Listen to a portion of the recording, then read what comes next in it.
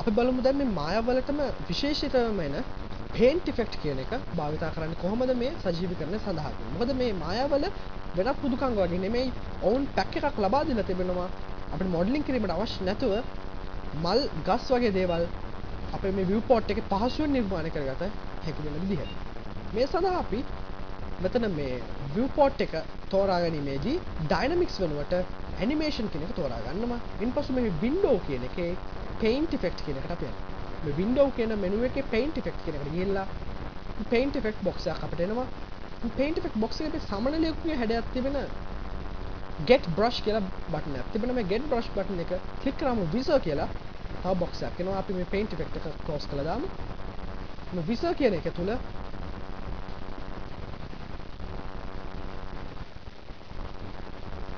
Alias Wavefront ආයතන විසින් විවිධාකාරයේ models අපිට ලබා දීලා තිබෙනවා.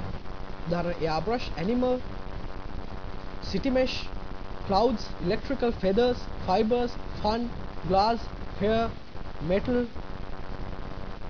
වගේම plants, trees මේවා සියලුම දේවල් මේකේ default ඔවුන් ලබා දීලා තිබෙනවා. ඒ නිසා අපිට මේවා අදින්නට තරම් මහන්සියක් වෙන්න අවශ්‍ය නැහැ. අපි බලමු මේකේ underwater scene එකක්. එහෙම නැත්නම් මුහුද යට තිබෙන scene එකක් කොහොමද නිර්මාණය කරගන්නේ කියලා. මේ සඳහා අපි මෙහි underwater කියන එකට ගිහිල්ලා මෙහි starfish fat male කියන එක ක්ලික් කරමු. මේ ක්ලික් කරලා මේ viewport එකට ගිහිල්ලා මම keyboard එකේ B කියන key එක press කරගෙන මේක නිර්මාණය කරමු. ඒ ආකාරයට මම දැන් කීපයකම නිර්මාණය කරනවා.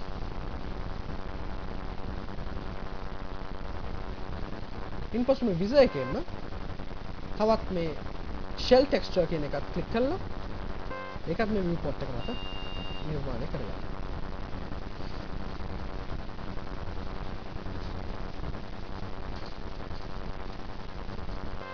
ඉන්පසුව මේ මුහුද යට තිබෙන ශාක නිර්මාණය කර ගැනීම සඳහා මම මේ sea urchin කියන එක ක්ලික් කරලා ඒකත් මේ viewport එක මත නිර්මාණය කරගන්නවා.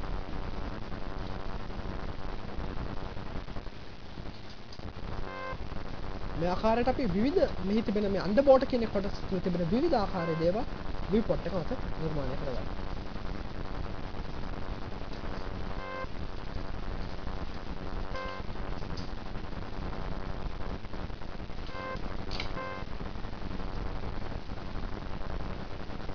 ඉන්පසු මේ මුහුද යට ජල බුබුලු ගමන් ගන්න ආකාරය පෙන්වනකොට මේ bubbles කියන එක මම ක්ලික් කරලා ඒකත් මේ viewport එක මත ක්‍රියේට් කරගන්නවා.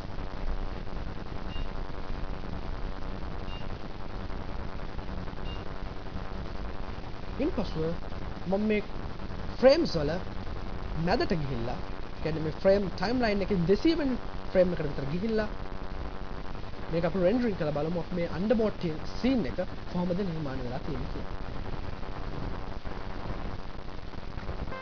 මේ තාම පහසුවෙන් මුහුද යට දර්ශනයක් අපිට නිර්මාණය කරගන්න පුළුවන් සජීවීකරණ උපකාර භාවිතා කරගෙන.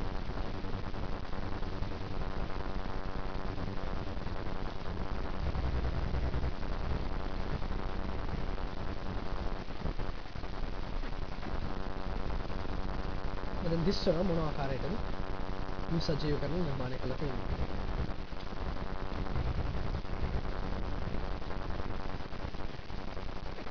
මේක තමයි මායාවල තිබෙන විශේෂත්වය. ඉතාමත්ම පහසුවෙන් සජීවීකරණයක් නිර්මාණය කරගන්න පුළුවන්. ඉතාමත්ම ඉක්මනින් සජීවීකරණයක් නිර්මාණය කරගන්න පුළුවන්.